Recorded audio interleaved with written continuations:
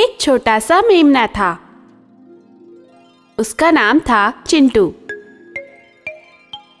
वो मेमना अपनी माँ के साथ एक छोटे से घर में रहता था, जो घर जंगल के एक कोने पे बना था।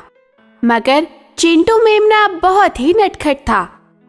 वो कभी कभी घर से बाहर निकलकर दौड़ने चला जाता था और इसी बात के लिए चिंटू की माँ हमेशा उसे डांटती रहती थी और उसे समझाती थी कि तुम्हें बाहर अकेले नहीं जाना चाहिए।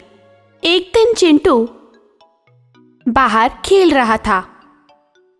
खेलते खेलते वो थोड़ी दूर चला गया और घर का रास्ता भूल गया। जब उसे घर का रास्ता नहीं सूझ रहा था तो वो जोर जोर से रोने लगा। चिंटू मेमने की आवाज सुनकर चिंटू की माँ ने दूर से ही समझ लिया कि उसका बेटा रास्ता भूल गया है। उसकी माँ दौड़ती हुई चिंटू के पास पहुंच गई। उसने चिंटू को बहुत डांटा। चिंटू की माँ ने कहा, मैंने तुमसे पहले ही मना किया था कि तुम अभी छोटे हो, तुम्हें इधर उधर नहीं जाना चाहिए। मगर माँ, मुझे खेलने का मन कर रहा था, इसलिए मैं यहाँ आया हुआ था। लेकिन चिंटू, तुम अभी छोटे हो, तुम्हें अकेले बाहर नहीं जाना चाहिए। तुम्हें पता है जंगल में कितने खूंखार जानवर रहते हैं? अच्छा माँ, जंगल में जानवर भी रहते हैं? हाँ चिंटू, जंगल में बहुत खूंखार जानवर रहते हैं और वो तुम्हें अकेला देखकर तुम्हें मार सकते हैं। क्या माँ, क्या कह रही हैं आप? वो मुझे मार के खा जाएंगे? हाँ चिंटू, वो जानवर तुम्हें मार के खा सकते हैं। मैं इसीलिए मना करती हूँ कि तुम्हें जंगल में कभी भी अकेला नहीं निकलना चाहिए। ठीक है माँ, आज के बाद मैं कभी भी अकेले बाहर नहीं जाऊंगा। मैं जब भी जाऊंगा आपके साथ जाऊंगा। शाबाश मेरे बेटे, चलो अब घर चलते हैं, वरना हम लेट हो जाएंगे। ठीक है माँ। इस तरह से चिंटू मेमने की माँ चिंटू को समझाकर वापस घर ले आई। अगले दिन चिंटू की माँ को कहीं बाहर जाना था। उसने चिंटू को समझाते हुए बोला, चिंटू। हाँ माँ। मैं तुम्हारी मौसी के घर जा रही हूँ। उधर से मैं तुम्हारी मौसी और तुम्हारी मौसी के 2 और बच्चे सब साथ में यहाँ आएंगे। ठीक है माँ, जब मौसी आएगी तो मैं उनके साथ खेलूँगा। हाँ बेटा, मगर ध्यान रखना, मैं जब तक वापस ना आऊँ तुम इस घर से कहीं मत जाना। ठीक है माँ, मैं कहीं नहीं जाऊँगा जब तक कि आप वापस ना आ जाए।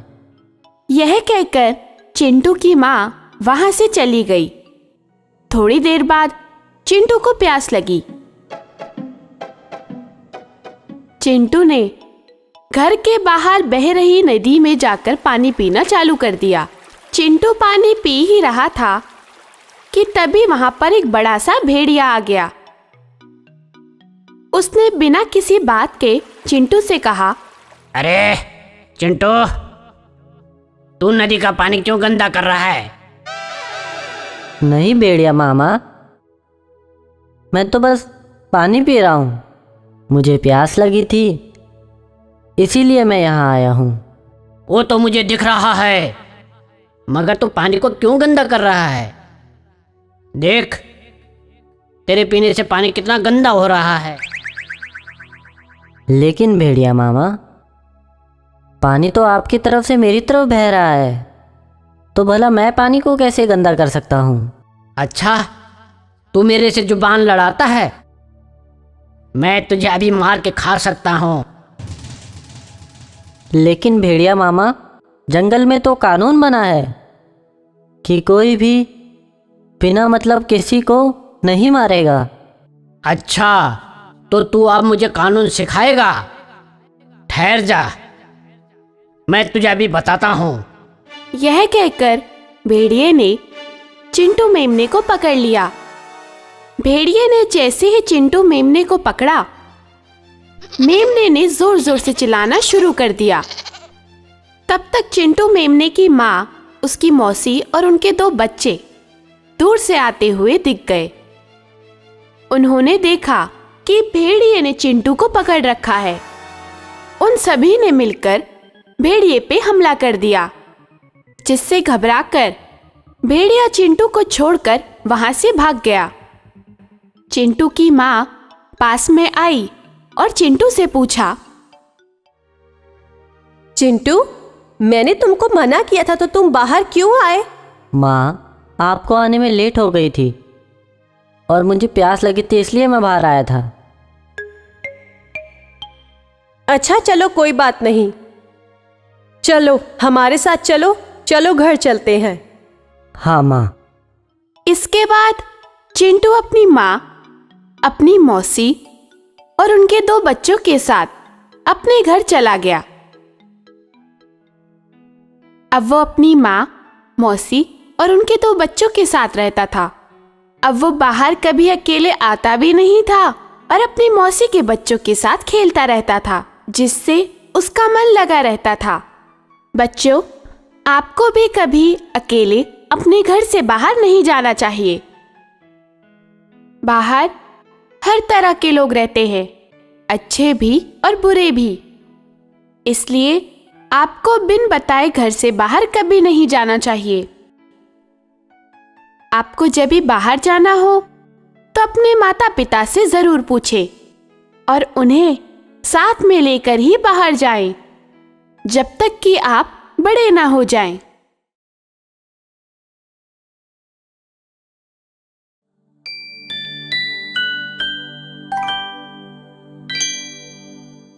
एक जंगल में एक शेर रहता था।